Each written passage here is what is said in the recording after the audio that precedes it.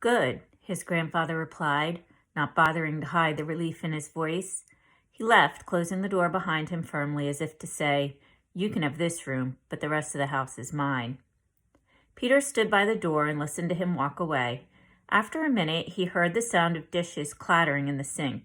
He pictured his grandfather in the cramped kitchen where they had eaten their silent dinner of stew.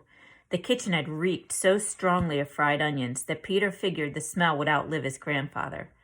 After 100 years of scrubbing by a dozen different families, this house would probably still smell bitter. Peter heard his grandfather shuffle back along the hall to his bedroom, and then the low spark of the television catching. The volume turned down, an agitated news commentator barely audible. Only then did he toe off his sneakers and lie down on the narrow bed.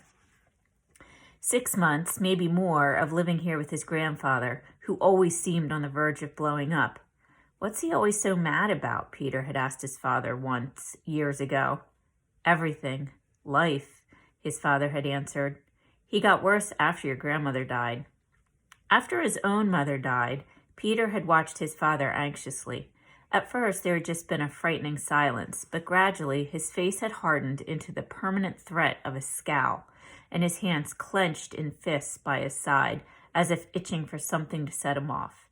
Peter learned to avoid being that something, learned to stay out of his way. The smell of stale grease and onions crawled over him, sweeping from the walls, from the bed itself. He opened the window beside him. The April breeze that blew in was chilly. Pax had never been outside alone before, except for in his pen.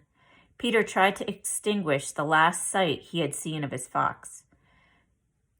He probably hadn't followed their car for very long, but the image of him flopping down on the gravel shoulder, confused, was worse.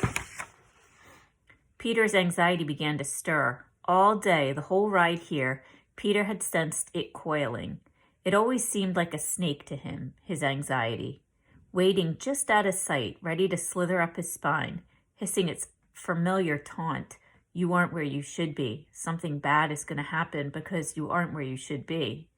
He rolled over and pulled the cookie tin out from under the bed. He fished out the photo of his father with one arm slung so casually around the black and white dog, as if he had never worried he could lose him. Inseparable. He hadn't missed the note of pride that had entered his grandfather's voice as he had said that. Of course he had been proud. He had raised a son who knew about loyalty and responsibility, who knew what a kid and his pet should be, inseparable. Suddenly the word itself seemed an accusation. He and Pax, what were they then? Separable? But they weren't. Sometimes, in fact, Peter had the strange sensation that he and Pax had merged. The first time that it had happened, it had been a time when he had taken Pax outdoors. The kit had seen a bird and had strained against the leash, trembling as though electrified. And Peter had seen the bird through Pax's eyes, the miraculous lightning flight, the impossible freedom and speed. He had felt his own skin thrill in full body shivers, and his own shoulders burn as though yearning for wings. It had happened again this afternoon. He had felt the car spin away as though he were the one being left.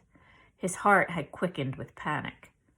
Tears stung again, and Peter palmed them away with frustrated swipes. His father had said it was the right thing to do. War is coming, and that means sacrifices for everybody. I have to serve. It's my duty. And you have to go away. Of course, he had been half expecting it. 2 of his friends' families had already packed up and left when the evacuation rumors had begun. What he hadn't expected was the rest, the worst part. And that fox, well, it's time to send him back to the wild anyway. A coyote howled then, so nearby that it made Peter jump. A second one answered, and then a third. Peter sat up and slammed the window shut, but it was too late. The yips and the howls and what they meant were in his head now. Peter had only 2 bad memories of his mother. He had a lot of good ones, too, and he often took those out to comfort himself, although he worried that they might fade from so much exposure.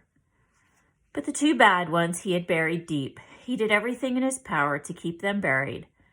Now the coyotes were baying in his head, unearthing one of them. When he had been about 5, he had come upon his mother standing dismayed beside a bed of blood-red tulips. Half of them were standing at attention, but the other half were splayed over on the ground, their blossoms crumpling. A rabbit got them. He must think that the stems are delicious, that little devil. Peter had helped his father set a trap that night. We won't hurt him, right?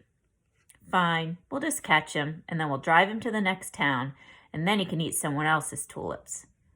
Peter had baited the trap himself with a carrot, then begged his father to let him sleep in the garden to keep watch. His father had said no, but helped him set the alarm clock so he would be the first one to be awake.